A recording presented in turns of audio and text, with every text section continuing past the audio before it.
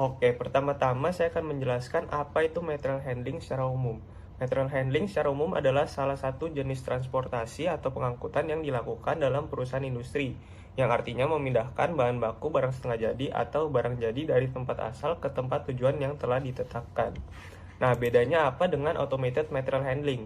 Kalau automated material handling lebih mengacu pada setiap otomatisasi yang mengurangi atau menghilangkan kebutuhan manusia untuk menyortir atau memindahkan bahan produksi. Peralatan mekanis yang digunakan dalam sistem AMH ini atau Automated Material Handling meliputi mesin penyortir, conveyor, singulator, stacker, unstacker, dan yang lainnya. Jadi semuanya memudahkan tenaga kerja dalam beroperasi agar lebih ergonomis dan lebih cepat. Automated material handling ini sudah bersifat otomatis, jadi ada robot yang membantu tenaga kerja dalam mentransfer barang produksi.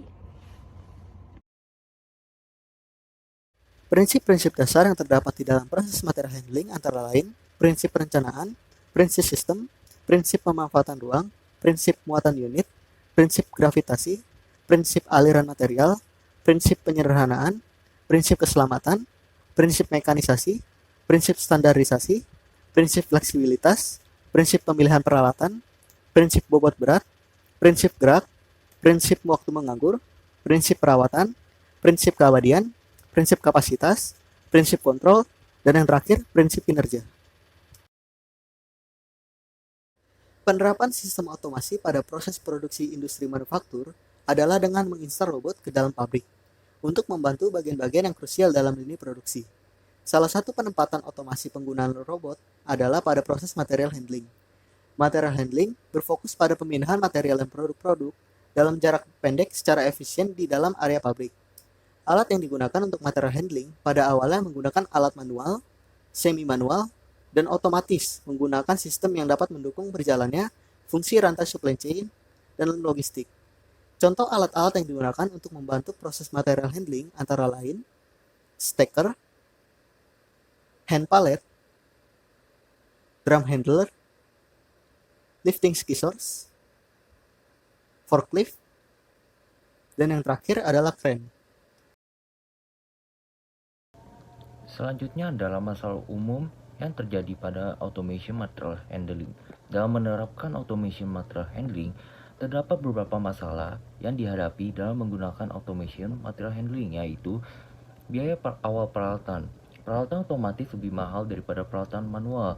Memberi peralatan otomatis ada investasi dan perlu dipertimbangkan oleh perusahaan terlebih dahulu sebelum membelinya. Yang kedua, mengurangi fleksibilitas untuk perubahan.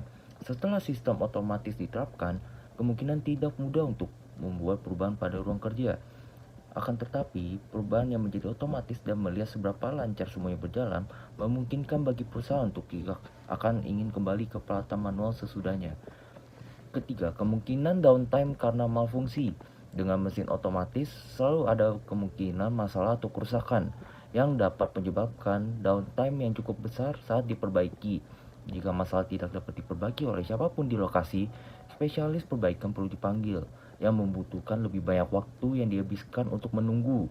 Dalam beberapa kasus, pekerjaan mungkin dapat dilakukan secara manual, tetapi ada beberapa kasus yang tidak memungkinkan dikarenakan malfungsi dari mesin.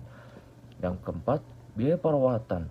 Beberapa peralatan otomatis membutuhkan perawatan yang rutin, yang dilakukan secara teratur oleh pekerja di lokasi. Tetapi perawatan profesional berkala harus ditangani oleh spesialis yang terlatih untuk memeriksa dan menyetel mesin agar dapat berjalan dengan lancar dan efisien dan dapat meningkatkan umur keseluruhan sistem. Selanjutnya saya akan menerangkan tentang keuntungan dari penggunaan automated material handling. Untuk yang pertama adalah pekerjaan high value. Otomasi dapat membantu memindahkan karyawan ke peran yang bernilai lebih tinggi dan pada akhirnya menyerahkan tugas berulang seperti manajemen kualitas ke peralatan inspeksi otomatis yang lebih mampu. Lalu yang berikutnya adalah akses data yang lebih baik. Akses ini memungkinkan sistem untuk berkomunikasi satu sama lain. Ketika sistem konveyor yang terhubung di pusat distribusi dapat menyesuaikan aliran produk berdasarkan kondisi sekitarnya, termasuk item perawatan, itu berarti mesin dan pekerja dapat bereaksi sesuai dengan itu. Lalu yang ketiga adalah meningkatkan pengendalian kualitas. Dibandingkan dengan inspeksi manual, inspeksi otomatis menggunakan visi mesin menangkap lebih banyak kesalahan dan mengurangi pemborosan dengan mengurangi pengerjaan ulang. Lalu yang berikutnya adalah meningkatkan keselamatan kerja. Biasanya bila manual banyak sekali menggunakan forklift, dan penggunaan forklift yang lewat itu berbahaya karena takutnya menabrak manusia yang sedang lewat. Apabila menggunakan material handling akan lebih material handling otomatis akan lebih aman. Lalu yang berikutnya adalah volume lebih banyak dan produksi lebih fleksibel. Peralatan penanganan material otomatis dapat membantu pabrik dan pusat distribusi merakit atau memindahkan lebih banyak produk dalam periode tertentu. Ini juga membantu perusahaan-perusahaan tersebut mewujudkan fleksibilitas yang lebih besar di seluruh operasi mereka. Lalu yang terakhir adalah pengiriman ke pasar akan lebih cepat. Yang dimaksud dari pengiriman lebih cepat adalah pembuatan prototipe dengan menggunakan printer 3D. Dengan pencetakan 3D akan memiliki jalur yang tak terhentikan untuk merilis produk baru atau yang diperbaharui ke dunia dengan sangat cepat. Pada zaman teknologi yang semakin canggih ini, penggunaan robot dalam lini produksi mulai banyak digunakan dalam pabrik manufaktur. Robot manufaktur menawarkan berbagai kemudahan dan kecepatan untuk produksi pabrik karena menggunakan sistem yang dapat digunakan dalam produksi serta lini penganturan industri lainnya. Sistem robot ini mencakup penginderaan jarak jauh yang dioperasikan dengan baterai dan disediakan jalur khusus untuk bergerak yang dikendalikan oleh sebuah sensor. Sistem robot memiliki sebuah sensor untuk merasakan posisi yang tepat untuk memindahkan barang. Robot material handling ini bergerak menggunakan tenaga listrik dari baterai. Siklus gerak dari robot material handling ini adalah dengan mengikuti jalur yang sudah dideteksi oleh sensor yang bertugas untuk memberikan jalur kepada robot untuk melakukan tugas pengangkutan beban. Lalu, sensor ini juga bertugas untuk mendeteksi penghalang di jalur robot. Terdapat beberapa macam robot yang digunakan dalam proses material handling berdasarkan fungsinya. Model robot didesain sesuai dengan lingkungan pekerjaan, dimulai dengan tugas yang ringan hingga tugas yang besar. Robot material handling ini dapat memenuhi setiap kebutuhan yang ingin dilakukan dengan mudah. Robot industri mampu bekerja tanpa henti dengan kecepatan tinggi dan sistem yang terintegrasi penuh untuk mengotomatiskan setiap proses penanganan material dari awal hingga akhir produksi.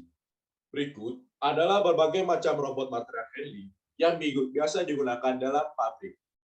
Jenis robot yang pertama adalah robot holding. Robot yang memiliki desain multi tangan ini dapat membantu memudahkan pengenalan beberapa robot secara bersamaan.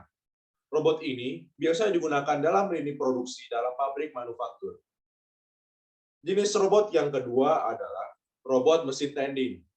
Robot mesin tending ini adalah jenis robot yang berfungsi untuk mengatur perawatan peralatan, yang berarti melakukan pembongkaran mesin tertentu dengan suku cadang atau material. Proses perawatan mesin robot ini dapat diulang tanpa henti dengan syarat robot terus menerima suku cadang bahan mentah dan mesin dapat menghasilkan suku cadang yang berkualitas. Jenis robot yang ketiga adalah robot pallet transfer. Robot pallet transfer ini adalah jenis robot yang digunakan untuk memudahkan proses pemindahan benda kecil besar seperti suku cadang mesin. Cara kerja robot ini adalah otomatis, dengan meletakkan barang pada palet atau sebuah tatakan dan tidak memerlukan perlengkapan tambahan lagi. Jenis robot yang keempat adalah robot pallet stitching. Robot pallet stitching ini adalah jenis robot yang biasa digunakan untuk pembuatan palet atau proses pemindahan barang produksi menuju tempat palet dan mampu mengangkat benda berat apapun sampai dengan 1.200 kg.